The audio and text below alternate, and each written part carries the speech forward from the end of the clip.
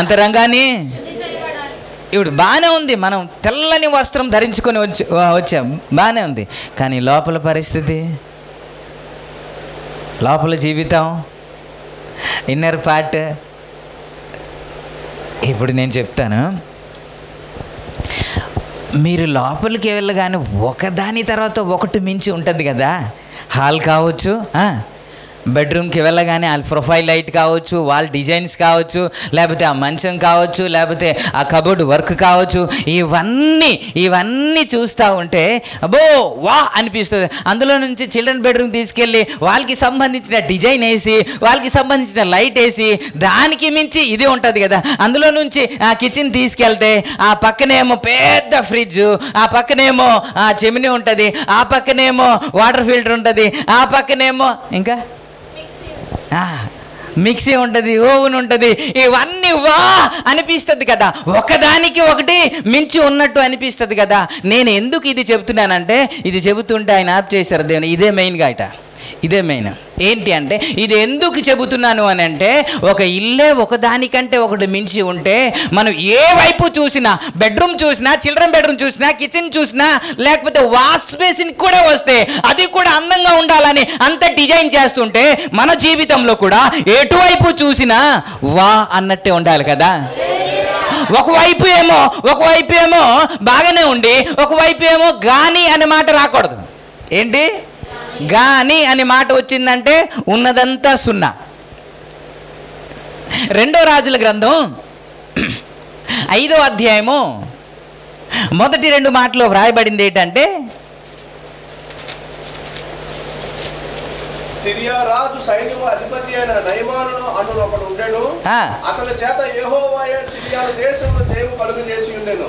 కనుక అతడు తన యజమానుని దృష్టికి ఘనుడై దయ పొందినవాడాయెను. యజమాను దృష్టికి ఘనుడై దయ పొందినవాడాయెను. అయితే అతడు మహా పరాక్రమశాలి. ఎవడంట? అతడు మహా పరాక్రమశాలి గాని అన్నమాట ఉంది కదండి. దేవుడే అతని చేత విజయాన్ని అనుగ్రహించాడు. అతడు మహాపరాక్రమశాలి, ఎక్కడికి వెళ్ళినా విజయం పొందుతున్నాడు, ఎక్కడైనా ఓటమి లేదు. ఇంకా అందరూ చూస్తూ వా అని అంటున్నారు. గాని అన్నాడే.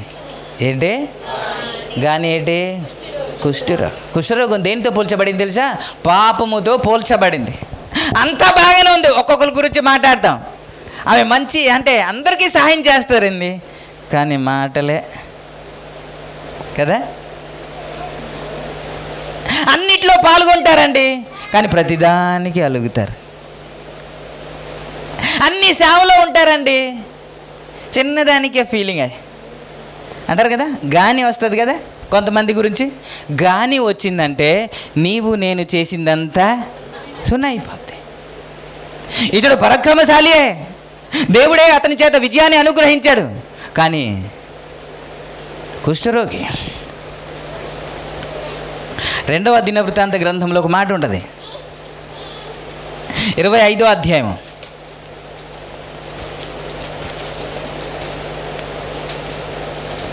25వ అధ్యాయము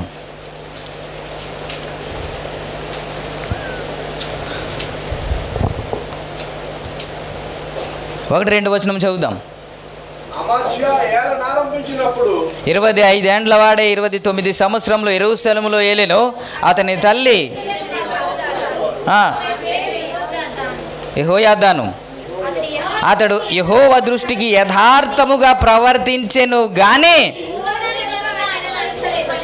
ఏంటి?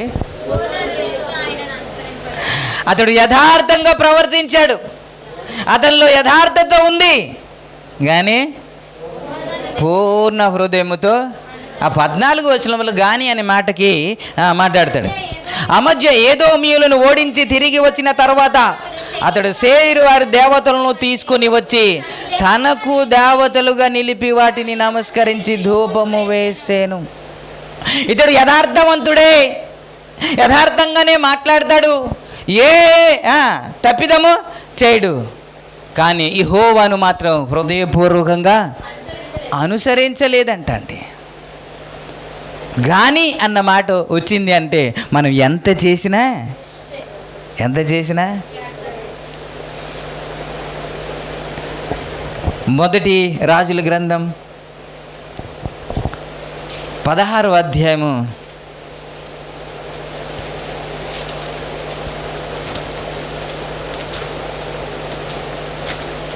తీసారా?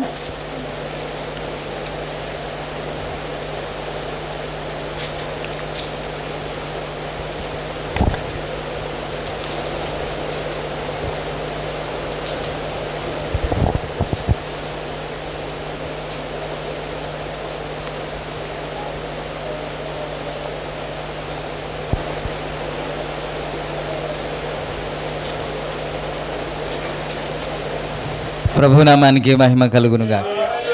అని ఫ్రెండ్స్, తర్వాత నేను చెప్తాను. అక్కడ ఆశ గురించి వ్రాయబడిన మాట, అతడు హృదయపూర్వకంగా యెహోవాను అనుసరించని కానీ అతడు యథార్థంగా ప్రవర్తించలేదు అన్నమాట ఉంటుంది. కాబట్టి గాని అనే మాట ఎవరికి వచ్చినా సరే ఆత్మీయ స్థితిలో తగ్గిపోయినట్టే. ప్రభునామానికి మహిమ. హల్లెలూయా. కాబట్టి మన ఇల్లు ఎలాగైతే, భౌతికమైన ఇల్లు ఎలాగైతే అందంగా ఉండాలని, ఒకదానికంటే మించి ఉండాలని, వా అన్నట్టు ప్రతి ఒక్కరు మెచ్చుకోవాలని మీరు అనుకుంటున్నారో, మన జీవితంలో కూడా ఎన్ని కోణాల్లో చూసినా, మాటలు చూసినప్పుడు ఎలా ఉండాలి, ప్రవర్తన చూసినప్పుడు ఎలా ఉండాలి, యథార్థతను బట్టి ఎలా ఉండాలి, పనులు చూస్తే ఎలా ఉండాలి, ఏది చూసినా ఎలా ఉండాలి. ఇలా చెబితే మనకి ఎలా సెట్ అవుద్ది? అలా చెప్పకూడదు. నువ్వు ఎలాగున్నా సరే, ఎలా ప్రవర్తించినా సరే దేవుడు నిన్ను దీవించునుగా కానీ నేను పలకాలి. అలా పలికితే రాదు. దైవ సేవకుడు పలికితే రాదు. మీరు జీవిస్తేనే ఆశీర్వాదం వస్తుంది. నేను పలికినా దేవుడు ఆశీర్వదించడు. అందుకే కొన్ని సందర్భంలో వారి గురించి నువ్వు ప్రార్థన చేయకు, నీ ప్రార్థన నేను ఆలకించను అన్న మాట బైబిల్ గ్రంథంలో చూస్తాం. ఎందుకని అని అంటే వారి ప్రవర్తన బాలేదు కాబట్టి నువ్వు ప్రార్థన చేసినా నేను విన్ను అన్నాడు దేవుడు. కాబట్టి దేవుడు మనల్ని ఆశీర్వదించాలంటే గాక అంటే కాదు, మన జీవితం బాగుంటేనే దేవుడు ఆశీర్వదిస్తాడు. ఇప్పుడు మీరు ప్రభు బల్లలోనికి మనం వెళ్తాం కదా, ఇందులో రొట్టె ద్రాక్షరసం తినేస్తే అయిపోద్ది అనుకుంటున్నాం. అందుకే ఎవరైనా సరే కిందకి మా అమ్మ వచ్చి ఉంటుంది, ఇచ్చేయని. చర్చికి అయితే రావడానికి ఎక్కలేకపోతుంది. కాబట్టి చర్చికి రాకపోయినా నేను మాత్రం ప్రభు వల్ల తీసుకోవాలి అనే ఒక మైండ్ సెట్. ఇది తీసుకుంటే పరలోక రాజ్యానికి వెళ్ళమండి. ఇది ఎలా తీసుకుంటే అది బాగుంటుందో అలా తీసుకుంటేనే మనం పరలోక రాజ్యం. Praise the Lord. హృదయ శుద్ధి కాకుండా, యథార్థత లేకుండా మనము ప్రభు బల్లలోనికి ఒక వ్యక్తి గురించి జ్ఞాపకం చేస్తాను. దానియేలు గ్రంథం 6వ అధ్యాయంలో ఆయన మాట్లాడుతూ మొదటి వచనం నుండి కానీ మనం చదువుకుంటే, తన రాజ్యమంతటి పైన 120 అధిపతులను నియమించుటకు దర్యావేసుకు ఇష్టమాయను. వారిపైన 3 ప్రధానులుగా నియమించెను. ఆ 3లో దానియేలు ముఖ్యుడు. రాజునకు నష్టము కలుగకుండానట్లు ఆ అధిపతులు తప్పకుండా వీరికి లెక్కలు.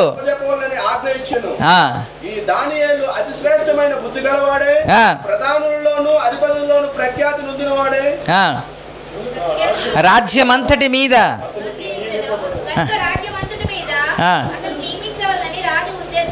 స్తోత్రం.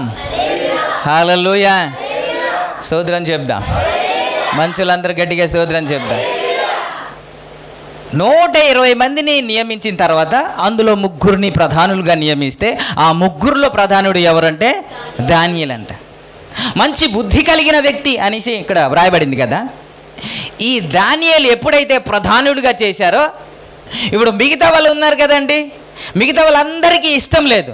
ఇతనికి ఏదో ఒక విధంగా ఇందులో నుంచి సైడ్ చేయాలి, ఇందులో నుంచి తప్పించాలని ప్లాన్ చేస్తున్నారు.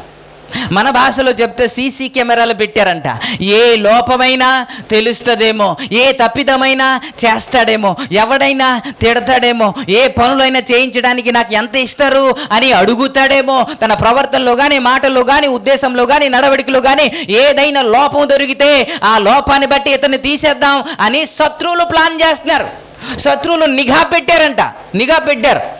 4వ వచనం నుండి చదివితే 4వ వచనం నుండి, అందుకు ఆ ప్రధానులు అధిపతులు రాజ్య పాలన విషయంలో దానియేలు మీద ఏదైనా ఒక నింద మోపవలనని తగిన హేతువు కనిపెట్టుచుండిరి గాని దానియేలు నమ్మకస్తుడై ఏ నేరమైనను ఏ తప్పైనను చేసిన వాడు కాడు గనుక దానియేలులో తప్పైనను లోపమైనను కనుగొనలేకపోయారు. Praise the Lord.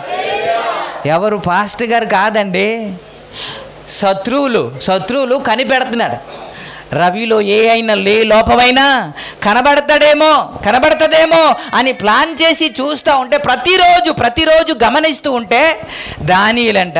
ఇప్పుడు మీరు చెప్పండి, మీరు ఎందుకు ప్రార్థనకు రాలేదు, లక్ష్మవరం ప్రేయర్కి రాలేదు, నైట్ ప్రేయర్కి రాలేదు అని నేను అడిగితే మీరేమంటారంటే, డ్యూటీ అండి. ఏముంది ఏంటి డ్యూటీ, అందుకే రాలేదు అనరా. నేను అంటాను, దానియేలు కంటే బిజీ పర్సన్ ఎవరైనా ఉన్నాడండి? మీకు ఇబ్బంది పెట్టాలని కాదు, దానియేలు కంటే బిజీగా ఉన్నవాడు ఎవడు? ఆ రాజ్యం అంతటిది లెక్క చూడాలంటే ఎంత మైండ్ ఉండాలి అండి, ఎంత జ్ఞానం ఉండాలండి. అవి చేస్తూ ప్రార్థన చేయడం ఎప్పుడైనా మానేశాడా? ఏమండి? రోజుకు ముమ్మారు ప్రార్థన చేసేవాడు కదా అని బైబిల్లో రాయబడింది కదా. అది చేస్తూ కూడా, తన ఉద్యోగం చేస్తూ కూడా, తన వ్యాపారం చేస్తూ కూడా ప్రార్థన ఎప్పుడైనా మానేశాడా? నేను అంటాను, ఇతను పరలోక రాజ్యాన్ని వెళ్తాడా? ప్రతిదానికి ఏదో ఒక వంక పెట్టి మానేస్తున్నా మనం పరలోక రాజ్యానికి వెళ్తామా? గట్టిగా స్తోత్రం చెప్పండి. ఎవరు వెళ్తా?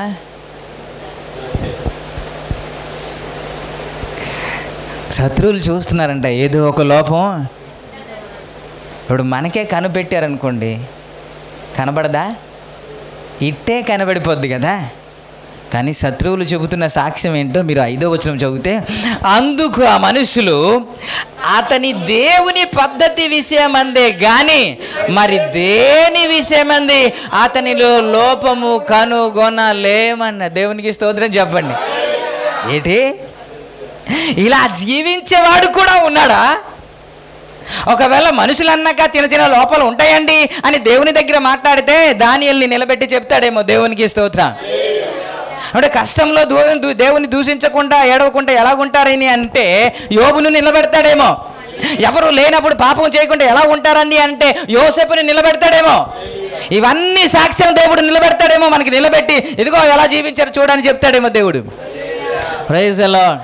ప్రతిదానికి వంకే, ప్రతిదానికి సాకే మనం చెబుతూ ఉంటాం. కానీ ఎంతమంది కనుగొనడానికి ట్రై చేసినప్పటికీ కూడా ఎన్ని రోజులు కనిపెట్టారో తెలియదు, ఎంతమందిని నిఘా పెట్టారో తెలియదు, ఎంతమంది ఎన్ని సీసీ కెమెరాలు పెట్టారో తెలియదు. కానీ ఏ విషయంలో, మాటల్లో కానీ, ప్రవర్తనలో కానీ, ఉద్దేశాల్లో కానీ ఏ విషయంలో ఏ తప్పైనను చేయలేదండి.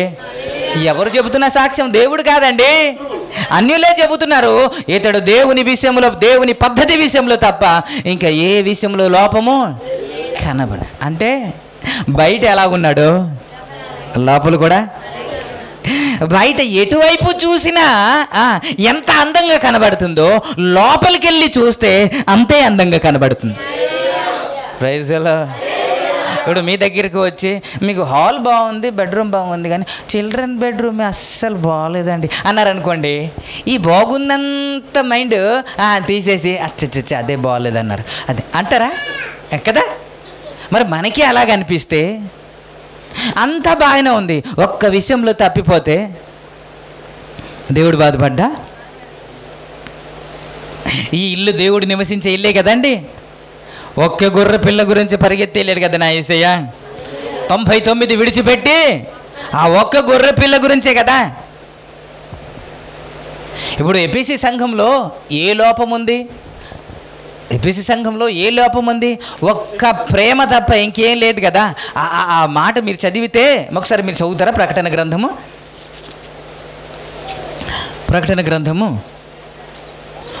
2వ అధ్యాయం 1వ వచనం నుండి చదువుదామా?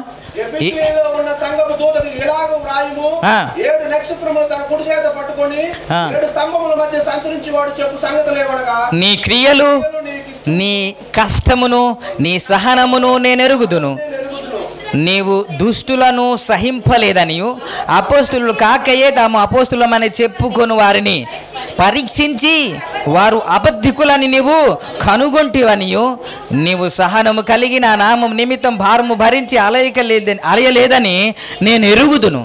అయినను మొదట నీకుండిన ప్రేమ నీ వదిలితివి. నేను నీ మీద తప్పు ఒకటి మోపవలసి ఉన్నది. నీవు ఏ స్థితి నుండి పడితివో అది జ్ఞాపకము చేసుకొని మారు మనసు పొంది ఆ మొదటి క్రియలు చేయము. అట్లు చేసి నీవు మారు మనసు పొందితేనే సరే, లేని ఎడలా నేను నీ యొద్దకు వచ్చి నీ దీపస్తంభమును దాని యొద్ద నుండి తీసివేత. ఏ లోపం ఉంది అని అంటే ఒకే ఒకటి, యేసయ్య కొరకు సహనము కలిగి ఎవరైతే తప్పిదము చేస్తున్నారో కనిపెట్టి వీళ్ళు తప్పు చేస్తున్నావు అని నిలదీసి అడిగే సంఘం అండి ఎపిసి సంఘము. అపోస్తులు కాకయే అపోస్తులను చెప్పుకున్నవారు, పరిశుద్ధులు కాకయే పరిశుద్ధులను చెప్పుకున్నవారు, నీతిమంతులు కాకయే నీతిమంతులను చెప్పుకొని తిరుగుతుంటే అది సరైన పద్ధతి కాదు, అది సరైన జీవితం కాదు. మనం మార్చబడాలి, మనం మారు మనసు పొందాలి అని హెచ్చరించే సంఘం అండి ఇది. స్తోత్రం. ఇలాంటి సంఘాన్ని పట్టుకొని ఏం మాట్లాడుతున్నాయి? ఇన్ని ఉన్నప్పటికీ కూడా ఒక చిన్న లోపం ఉందంట. ఇది నేను అదే చెబుతున్నాను. బయట చూడడానికి చాలా బాగుంది, కానీ లోపల కూడా ఎలా ఉండాలి? బాగుండాలి కదా. హల్లెలూయా. ప్రభునామానికి మహిమ కలుగును గాక. స్తోత్రం. హల్లెలూయా. అలా బాగుంటేనే నా యేసయ్య నివాసము చేస్తాడు. మన బయట ఎంత అయితే అందంగా కనబడుతున్నామో లోపల కూడా అందంగా. ఇది ఆత్మీయ స్థితిని సూచిస్తుంది కదా.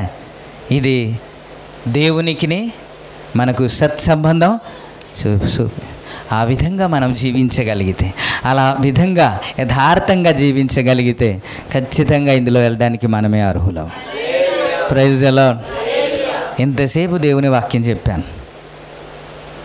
చెప్పిన తర్వాత కూడా మీరు ఎలా ప్రార్థన చేస్తారో నాకైతే తెలియదు, కానీ ప్రభు ఈ మాటలు ఆశీర్వదించునుగాక.